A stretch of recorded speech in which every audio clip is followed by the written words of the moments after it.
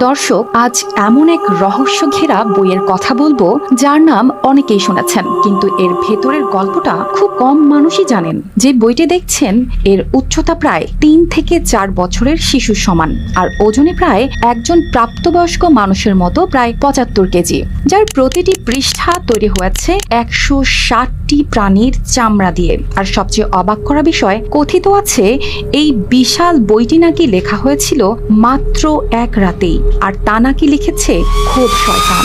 হ্যাঁ, বলা হচ্ছে কোডেক্স গিগাস, যাকে অনেকে চেনেন শয়তানের বাইবেল নামে।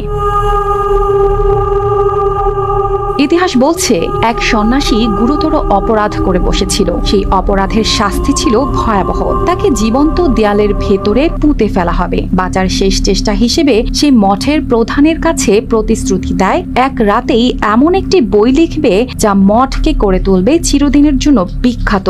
কিন্তু রাত যত গড়াতে থাকে ততই স্পষ্ট হয়ে ওঠে এ কাজ একা সম্ভব নয়। তখনই সে সাহায্য প্রার্থনা করে সৃষ্টিকর্তার না, শয়তানের।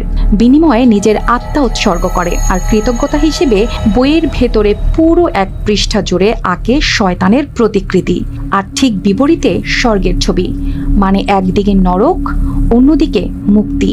এদিকে আরেক পক্ষ বলে অন্য কথা।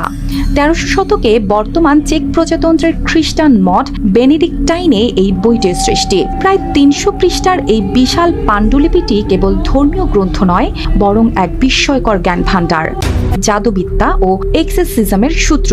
যেন এক বইয়ের ভেতরেই গুছিয়ে রাখা হয়েছে সেই সময়ের সমগ্র জ্ঞান।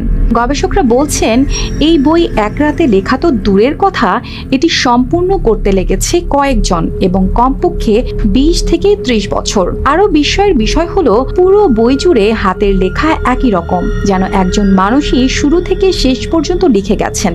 এখানেই তৈরি হয় নতুন প্রশ্ন, যদি একাধিক মানুষ লিখে থাকে তবে এত নিখুঁতভাবে একই হাতের লেখা বজায় রাখা সম্ভব হলো কিভাবে? আর যদি সত্যিই একজন লিখে থাকে তবে কিভাবে সে এত দীর্ঘ সময় ধরে একই ধরনের লেখা, একই কালি ও একই শৈলী ধরে রাখতে পারলো?